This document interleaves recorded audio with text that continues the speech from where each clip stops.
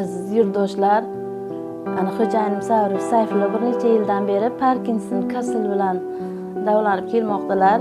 Keyingi paytda bu kishiga boshlariga chip qo'yish kerak ekan. O'sha chipni mablag'ini yig'ishga qiynalyapmiz. Shu sababli sizlarga murojaat qilyapman. Shu mablag'ni yig'ishga yordam berishlaringizni iltimos qilgan bo'lardim. İltimos sizlardan saxovatpesha insonlar meni tuzalishimga yordam beringlar. Parkinson kasalligi bilan 7 yildan beri hastaman. 2 yildan beri yotaqdaman. Xudo xayrlaringizni bersin, mendan qaytmasa Xudodan qaytsin. Meni bola-chaqalarim oldida yurishga, neralar ko'rishga, ularni bilan yashashga yordam beringlar.